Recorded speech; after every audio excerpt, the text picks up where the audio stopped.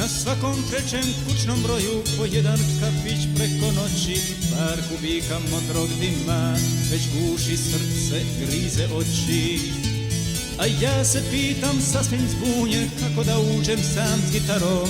Znam da je džuboks jedva stao i što bi fliper s mojom parom.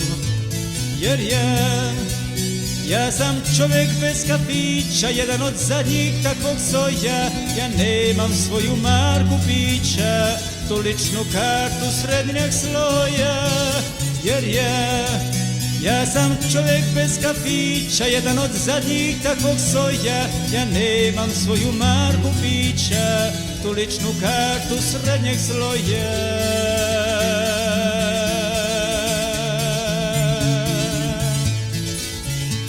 I dok me vlasnik mrko gleda na drugoj strani barikade, naginjem brzo svoju lozu pod urom koja vrijeme krade.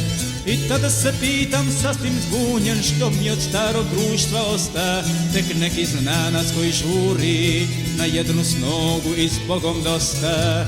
Jer ja sam čovjek bez kafića koji sanja neko prošlo doba, to je novac bez pokrića na ovoj berzi lakih roba.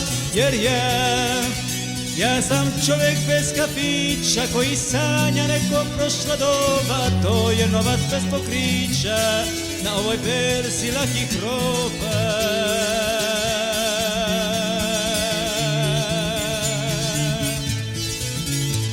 I tko da mi kaže što me čeka nad šoljom gorke tanke kave, tko da mi vrati njene oči, zvijezde u noći i blati trave.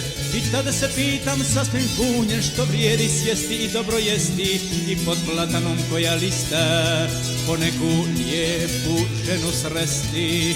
Jer ja sam čovjek bez kafića, jedan od zadnjih što se nađe, dok tražim ruke što mi mašu, ko zadnji putnik s nege lađe.